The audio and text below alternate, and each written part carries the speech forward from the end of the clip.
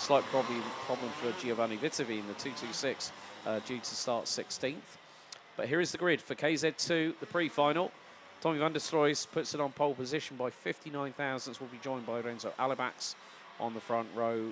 Jenstra, Robin Glirum, row 2. Jeffrey Fixer, Sita van Meert, row 3. Sita, a very good KZ2 driver in her own right as well. Milan van Winden and Kevin Steyer ran out the top 4 rows. Doug van Siftad and Daniel Tenbach ran out the top 10. Frederick Zebis, another driver that's come over from DD2 to KZ2 when he switched to SP Motorsport midway of the season last year.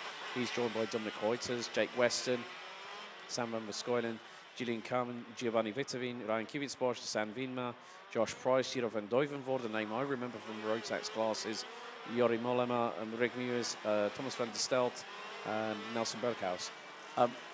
Like I said, that start is so crucial to how your race pans out after their year. Yeah, especially the procedure is so specific, and the margins are very small at the start. Of course, it's also when you do the warm-up lap, when you formate on the grid, 20 engines around you are revving as high as 14,000 RPMs. Then the nerves start to kick in a little bit. The lights go on, and then when the lights go out, just everything you have, you put on a track. But especially with the clutch, it's very fragile. So you really have to time it correctly. And when you build up the revs, when the lights almost go out, the car starts shaking because you hold the brake so hard to keep the car in its place. But yeah, the experience of a start in the KZ is really something out of this world. You mentioned about the clutches being very fragile. There can be a point when you can actually be at that point where it 9 on brakes, doesn't it? Yeah, you can actually burn the clutch, and then you have the problem that you go full throttle, the revs build up, but you don't move. It's like shifting, like pulling back on the levers to shift the gears. It's like, oh, that was a jerky shift. What did you do? I think the clutch is burnt out, boss. It's like, oh, we've got to replace that again. But this is why KZ2 is so difficult, because you've got to, as I said, all those factors, tyre conservation. When we see, like, say, CIKFIA, with regards to the World Championships, KZ2 Masters, they're running for 20, 25 laps on a race, and so you've got to really mitigate how much tyre saving you want to do. And plus also, if you can use the slipstream of the people in front of you, that's even better, because you're not having to put, like, say, mash the throttle completely coming out of the corner. But, if you can have it at 80%, you're saving that little bit of fuel here or there per corner or per straightaway. And then when the person you see falters a little bit, or they're a tenth or 2 tenths off, that there's your opportunity to maybe close in on that rear bumper, wait for your opportunity, and then strike whilst the iron's hot. Yeah, and we also have a very different situation here in the shifter classes, because they run on a different tire than, for example, the seniors. And what we see here is that these tires keep on getting faster and faster each lap.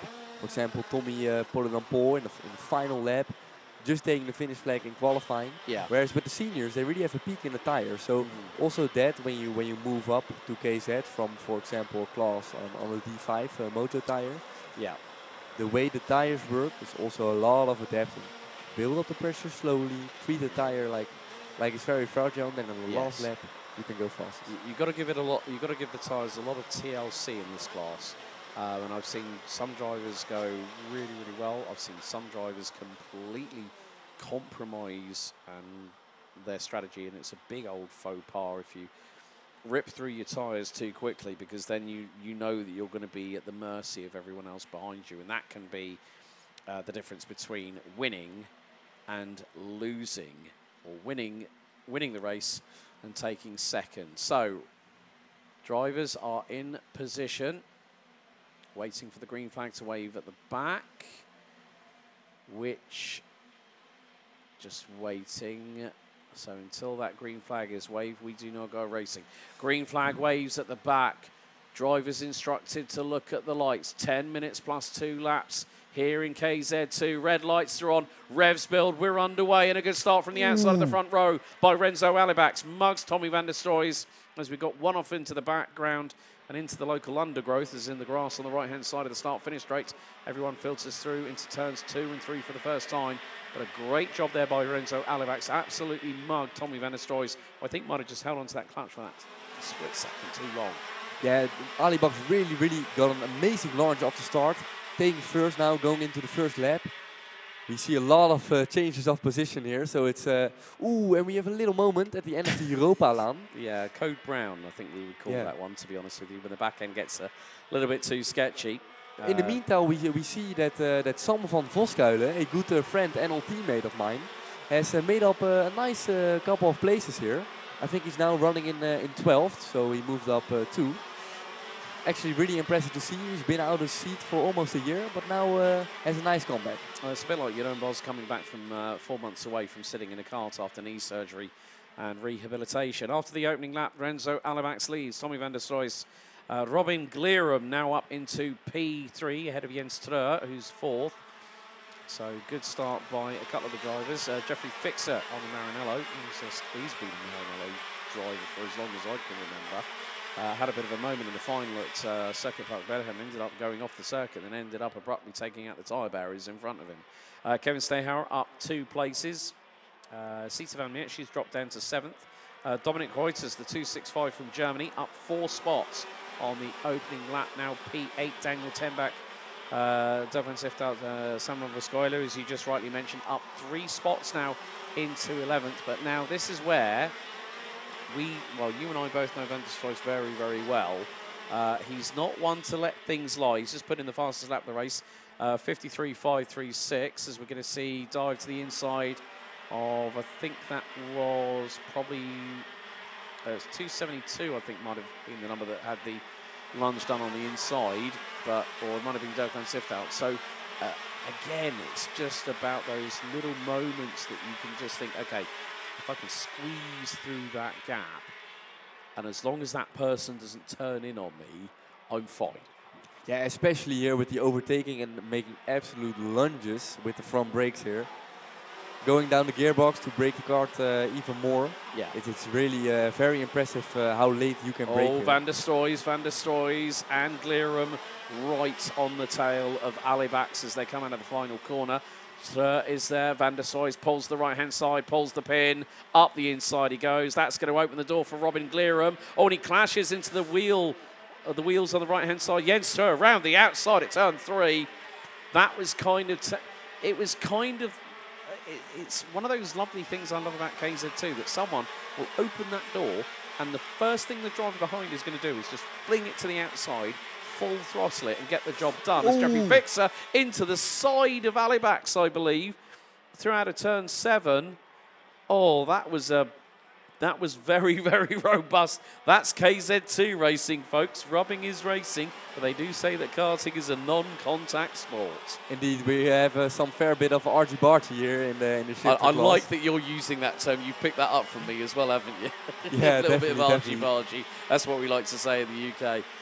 But also one of the important things is keeping the cool air coming into that radiator on the left-hand side of the kart as well, isn't it? Because you're constantly adjusting the cover on there as well. And especially with a hot day like this, you need as much air coming into that engine as possible. Yeah, and with KZ there's also a small problem that the radiator is on the left, the gear lever is on the right, so sometimes on a straight you're driving with no hands. On the steering Fernando wheel. Alonso. Look, Bob, no hands. Like in the old F-Duck days. We also have a new entry in the top 10, which is Sam van Voskuilen again. So he has moved up 4 places now. Yeah.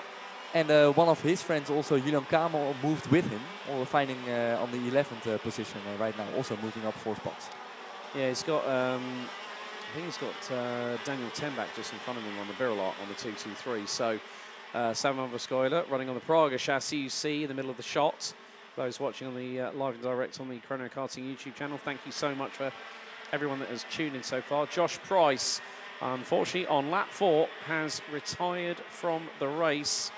So that's a real shame for the 227.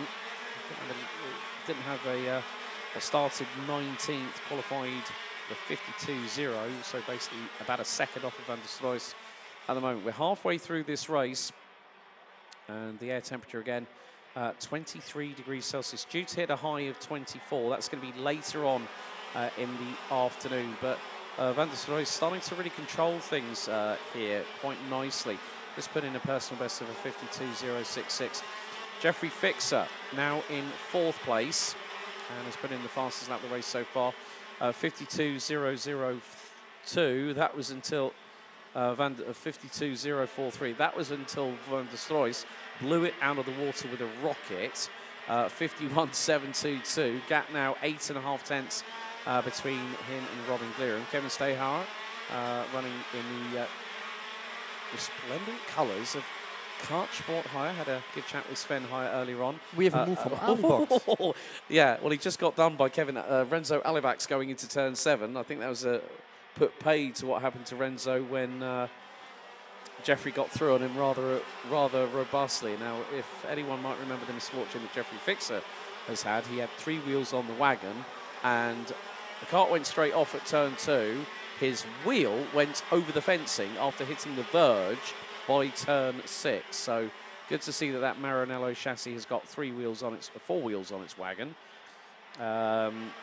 Rick Mewes has dropped. Oh dear, Rick Mewes has just come a cropper, I believe.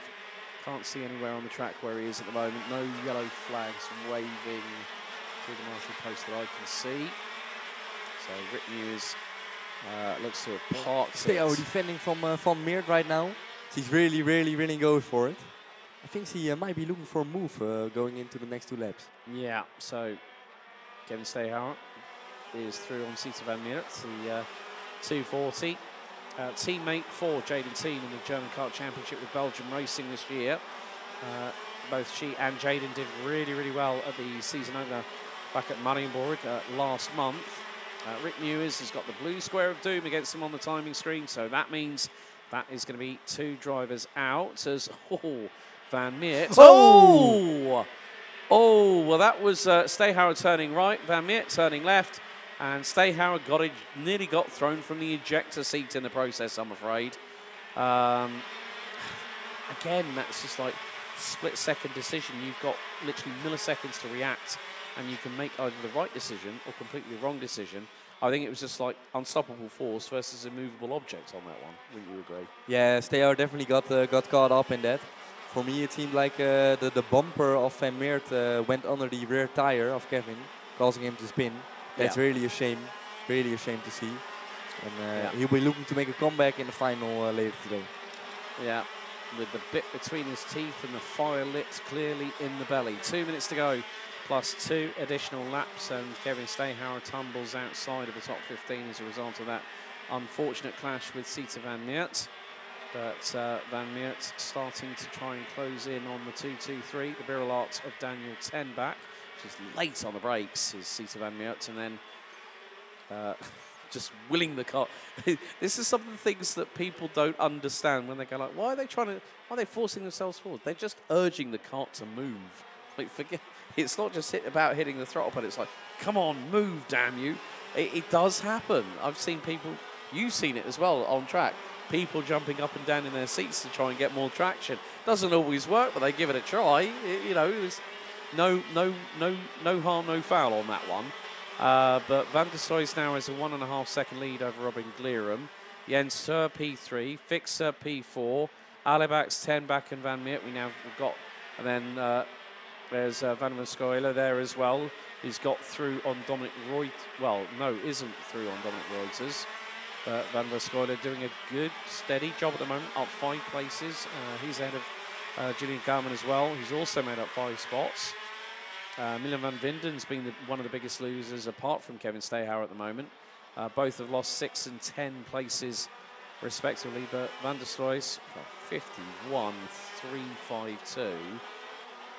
Like, I had a really funny chat. I bumped into Martin at the Esso and Az, the local petrol station, and he said, yeah, our race engine is blown up. And he said, we're having to go onto our practice engine. That's giving us trouble as well. I'm like, oh, just coming to a race weekend with bad equipment. But it just goes to show that with someone of that caliber, 16 years of age, he's definitely going to be one to watch in the future. And he is literally, folks, he's 0.29 off of his qualifying time on that lap, on lap 10. Time is expired. We've got 2 more laps to go after this one. So to have that pace in a race being 0.29 off of your qualifying time, That's pretty impressive, wouldn't you say, Job? Yeah, and also in comparison to the other drivers, now pulling away almost 2/10 a lap from Glirum, which is actually a lot in karting. So we see him with almost a complete straight of being ahead. Yeah, that's very, very impressive from Van der Struijs to also be fast, that consistent. Oh dear.